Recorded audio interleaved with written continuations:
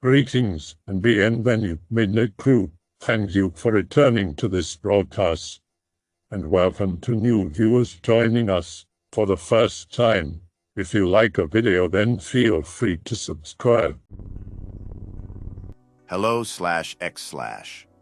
I'm part of a certain organization, one with very particular interests and responsibilities. I have been given permission by my superiors to make some of our activities semi-public and answer questions. I will say up front that we do have some ulterior motives that I may or may not eventually reveal. I've been given strict guidelines on what I'm allowed to reveal, but I will answer as many questions as I can. Why did we pick 4chan of all places? For the same reason many of you use it. It's a good first filter. I know many of you will dismiss this as yet another roleplay thread. I bear no ill will towards you if you do. Truth is that I don't bear some kind of world-saving knowledge. I'm not here to tell you how to save your soul, nor to warn you about an impending apocalypse. I do, however, have knowledge about a lot of mysterious phenomena. Creatures, organizations, people, practices, and events. From disappearances to sightings. From what is thought to be a myth to what is suspected to be a fact. From the material to the ethereal. About my organization. We are an international group dedicated to investigating the stuff that your authorities aren't comfortable telling you about. Some would simplify it and call it the occult. And while it is accurate, let me tell you that this covers a wider range than just reading through grimoires. Sometimes we're required to perform seemingly innocent investigations under the guise of ecological surveys. Sometimes we're required to do much dirtier stuff. There's a reason why we're required to take psychological therapy and mandatory vacations after every gig. We've worked with multiple governments across the world, sometimes even against them. Hell, there's been cases in which we have to work against the people we just helped the previous year. About my role. I'm part of the investigation task force. No, I'm not some kind of badass gun-toting Marine. Although I did receive basic firearms training upon joining and, depending on the task, may be issued equipment of the sort. My responsibilities are varied and range from scouting locations, investigating archaeological sites, documenting the encountered phenomena, contacting the required parties for a job, acquiring resources, and, in very rare occasions, helping in neutralizing potential threats. As mentioned before, I will do everything in my power to answer every single one of your questions honestly. But please don't hold it against me if at some point I'm forced to obfuscate information or be vague due to the guidelines I've been provided. How were you recruited, and what's an example of an activity you were a part of? To make a very long story short, I followed a series of signs that led me to a sort of puzzle. A test, if you can believe it. After passing it and believing for a moment I was part of an abandoned scavenger hunt, I was provided with contact information via a package I ordered, meaning they knew about my purchasing habits beforehand. Then I had a series of interviews with different people. Some were through the phone, others in person. The whole process took about 6 months. That said, I'm pretty sure not all members are recruited this way. Each recruiter does things differently, and I know at least one of my coworkers got scouted via internet forums. Unofficial archaeology. Basically, archaeological zones are scouted before the public, aka archaeologists, are allowed to proclaim they've discovered it. This is in order to make sure there are no threats to the safety of the people, or information that may be deemed too damaging if made public. This is probably what I've done the most. Other examples include helping neutralize a threat, investigate objects in modern locations, sabotage other organizations, and acquire information or items. What's the spookiest creature you have encountered? It's hard for me to pick one. In my short time, I've seen stuff that still requires me to get a hold of myself. The one time I threw up at the sight of something was, ironically, a man-made creature. We were investigating an abandoned research facility that was shut down during the 60s and just recently rediscovered. Our task was to go in, clean up the place, and get out. The place was disguised as a hospital for low-income families, so it already had a disgusting vibe to it. We found documents detailing different forms of human experimentation and even organ trafficking. After making our way down to the underground part of the facility, we started hearing muffled cries and moans. Upon entering the laboratory area, we were met with the horrid smell of rotting carcass. We immediately noticed the slimy, wet floor, and with each step the smell got worse. The cleanup crew found delivery chairs with human skeletons, all of them with a bullet wound in the middle of the skull. The most notorious thing is that, despite the fact they were entirely decomposed, they were just as slimy as the floor. As I proceeded to take a slime sample, we could hear something moving in the darkness. The crew aimed their torches at the source of the sound, and I could clearly hear one of them gasp. I turned around, and upon seeing those things, I just threw up. I couldn't hold it. I can only describe them as overgrown fetuses with completely gray skin and macrocephalia, about the size of an adult pig, a total of 3 of them, but later we found 2 more that had already died.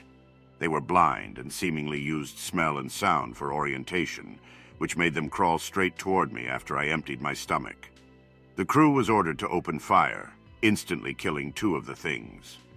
The third one did not pursue me, but instead began licking my vomit. Upon examination, the creatures were covered in the same slime as the rest of the room.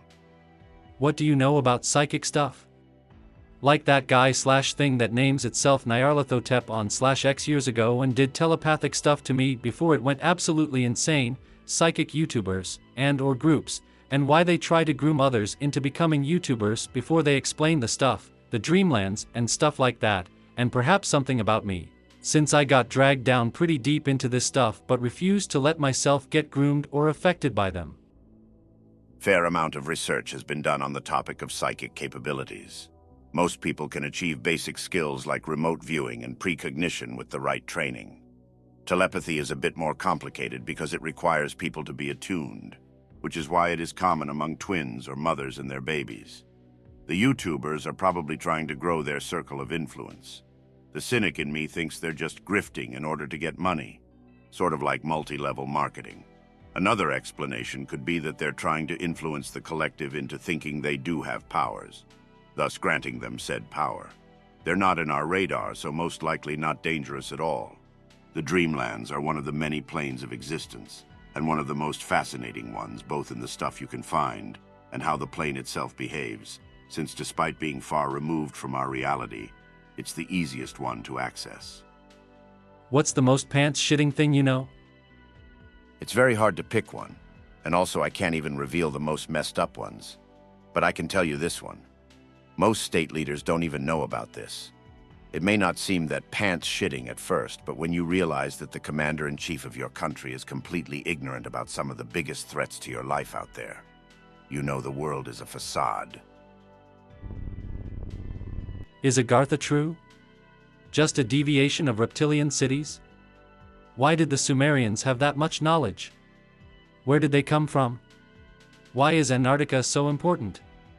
Maybe because there are objects from the past when it wasn't a pole? Sort of true. We found at least 2 subterranean ruins that fit the description of Agartha, one in Europe and one in Asia. The concerning thing is that their demise happened fairly recently. Humans just like you and me. It's just that they had the correct guidance. There's a lot of stuff down there. And I mean a lot. Undiscovered fauna and flora, archaeological sites, abandoned research facilities from World War II. I've been begging them to send me there for years. However, due to current geopolitical developments, the higher-ups have decided to not mess with it at the moment. Have you guys done any exploration under the ocean? Like those pyramids they found on the ocean floor in Florida not so long ago. Any aqua expeditions that have yielded any interesting results? Also, what do you know about mermaids? Also, striders in Antarctica, or any cryptids from that region? Yes, but I haven't taken part in it, other than monitoring cameras for like a week while a colleague was on vacation. I didn't see anything except a few crabs and fish. Those pyramids were discovered during the 40s, and only recently we finished mapping them. The crews found nothing, at least nothing alive. Mermaid is yet another enormously broad term. Some are spirits, similar to the Fae. Others are cryptids, like the Ningen. I've listened to conversations with mermaids recorded back in the 80s. Part of my initial training also involved a video of a group of Japanese fishermen getting wrecked by a Ningen. As for Antarctica's cryptids, let's just say that Lovecraft wasn't far off about albino penguins. I've also seen specimens of giant crabs, about the size of a small car, and an amphibian that converged into an anglerfish-like body. enormous jaw and bioluminescent lure. What entities have you seen summoned? Demon-like things or other weirdness? Do they reside in another plane or dimension? Do they physically appear here? Also, what do you know about Bigfoot? I've seen people manifest demons, mostly of the lesser kind, call upon the souls of the departed, the fair folk, muses, and even an angel once. The thing is that demon is such a wide term nowadays that a lot of things could count as a demon in people's eyes. My classification is a bit more strict, so I guess some of those lesser demons are closer to mere monsters from other planes of existence. Do they reside in another plane or dimension? For the most part, yes. Do they physically appear here? It's possible, but for the most part it won't happen. They will often need a physical conduit, like a body or an object. In some cases, they can half-manifest, allowing you to see them but not touch them, or manipulating stuff around you. That is, suddenly starts raining, fire moves in unnatural ways, etc. The biggest and most regretful mistake of mankind. Please don't look for them. Am I affiliated with the aviary? No. What exactly are the things broadly referred to as fairies or the fae? For the most part, they're different kinds of nature spirits that often bridge different planes of existence. They're some of the few that can willingly assume corporeal forms. But our world has become quite noxious to them. Is there any truth to the underground giants, which were a popular point of discussion here recently? Yes. These vaguely human beings, which were said to live beneath Switzerland, China, and parts of the USA, would point to a rich and horrifying subterranean world where, if true, I would wager many so-called cryptids are simply vagrant specimens from this great unseen biome. You're almost on point here. Any thoughts on the increasing amount of posters lately on this board who are claiming to be aliens? No personal thoughts, but I know for a fact that there's people out there with extraterrestrial DNA. What exactly is going on with this talk of the Galactic Federation? I honestly don't know anything about a Galactic Federation. From what I've been told, it's an exaggeration, if not a myth. Considering that something as simple as language is an occult conduit, there's no way to be completely safe. But I usually tell people they have two options. Either get away from it and live in blissful ignorance, thinking their inevitable end can only come from natural sources, or dive deep into it and become a magician capable of self-defense. Thanks for the answers. Expanding more on the underground giants. This seems like the gateway to many other related topics of mystery. Since it seems as though the ones there underground have been around for an incomprehensibly long period of time and survived multiple turns of the cyclical rise and fall of mankind's civilization, do the giants have a cultivated, intelligent elite class which is far less bestial and feral than the literal unwashed masses of other giants nakedly living in their own excrement and devouring each other? Some sort of cadre of hyper-intelligent beings that operate from the shadows and is a real player in world events while the ordinary giants are left in their horrible life conditions for whatever reason? Just like how in our society, most people are plebs who do nothing but furnish grist for the mill of the system that enables the elite types to sit in their ivory towers lording over the world. As above, so below, as they say. I cannot imagine that such a possible class of giant nobility would be anything besides ontologically evil in all respects given the circumstances which seem to be true. They may have survived, but their civilization for the most part has not. Current scans and drone footage indicate their civilization is similar to one of the Bronze Age. And from what I understand, there are intelligent giants. Some have even learned our languages. Wouldn't call them hyper-intelligent at all. They are estimated to have relatively high IQs, but not genius level. They are, however, much more attuned to the Earth. We don't have evidence of a cabal or anything like that. They seem very decentralized. They're organized in tribes. Some of them have built impressive stuff down there. But like I said, they're very decentralized, and their leaders, while at times hedonistic, are very involved with their communities and have religious responsibilities. Is a spider evil for feeding on its offspring and rallying its own to strike back at a predator? Can't believe I'm the first one in the thread to ask about Skinwalkers. Dish, occult archaeology bro. What are they? Do they exist? Have you ever encountered one? They do exist, but most are a bit different from the Navajo accounts. They painted them with a broad brush, while the Mesoamericans were a lot more sensible about them. They are pretty much what the legends say. Sorcerers with the ability to turn into an animal. Current research suggests this is one of the oldest surviving magical traditions, and that it appeared during the early Neolithic. The more spooky Skinwalkers are closer to the Navajo accounts, but not necessarily evil by choice. There's a phenomenon I like to call mind-body disassociation disorder, which ultimately drives the afflicted mad, unable to properly merge their animal and human sides. Thus, they become something in between, a wolf with elongated limbs and fingers, an elk with a human face, stuff like that. Usually, they have very little control over their magic, and are very dangerous because of it. Recently, we were tasked with hunting down one that crossed the U.S. border into Mexican territory, leaving a trail of murder cases that had to be reported as cartel killings. I posted above, and you've replied. Many thanks. It appears to me, I may very well be wrong, because how could I possibly know about you, that we are talking about the same game, but are on opposing teams? I try to follow the light, as naive as that seems. Is my guess somewhat accurate? If you are, who you say you are, then are we not, in fact, interacting with a glowy, as these boards call it? I do not mean any offense, you wouldn't be classified as the typical grunt, but your self-description of your organization and yourself fits the profile. Again, not trying to offend. Withholding information, it's been said that freely giving info is indicative of the light, and withholding or obfuscating info is of the dark. Would you agree? I have plenty more questions, but I'm currently busy at the moment. I hope you stay for a bit and allow more convo. Thanks again. I'm neglecting writing my report on the cartel gig, so I'm going to stick around. Your guess is somewhat accurate, I think, but I'd describe as the game having multiple teams playing instead of just two. My organization is a bit too international to be considered part of the Glowies, and more than once we've come into conflict with them. Not big enough to stop collaborating when needed. Just as the light reveals, it can also cast illusions. Just as the darkness conceals, it can also allow you to perceive what your eyes won't let you. Yin and yang, my friend. Providence is the guidance of a higher power, and sometimes it's a nudge in the right direction. Sometimes it's a push, and sometimes it's a hard shove. Sometimes you do it, and sometimes it's done to you. It's something that isn't noticed for a long time, sometimes over decades, but it's there in retrospect. You may have a series of small events that don't seem to be much, and they seem like they're your choices at these times. However, that guiding hand is leading you to a series of conclusions that you couldn't foresee based on your decisions and actions in past events.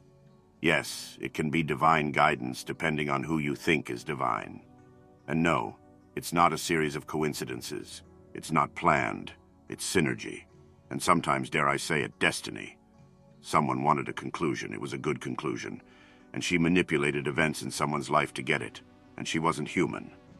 You speak of nothing but hot air and manipulation. It can take decades, and the manipulations are done with your and others' consent. It's just that you haven't experienced the conclusions yet. The things that you see and do often have a purpose that you can't imagine, and pop up back in your life when they're least expected. And as it turns out, you're the only one who has the right experiences, is in the right place, and is in the right time to do it. But there's a sticking point, and the person you need to complete it has also done something right. Some people concentrate on only what the major players are up to, but the bit players may turn out to be the most important of all. See Lord of the Rings. That sounds like a LARP. Life is a LARP, so play your role in it seriously, but leave out time for fun and pleasure. Some say that everything must always be serious all of the time. They have a terminal case of gray-face disease. All the world's a stage, and all the men and women merely players. They have their exits and their entrances. And one man in his time plays many parts, his acts being 7 ages. William Shakespeare, As You Like It. I hope that you enjoyed tonight's broadcast. If you enjoyed tonight's story, then please subscribe to the channel, as more green texts will appear daily. A new broadcast will appear when the clock strikes midnight Central Time.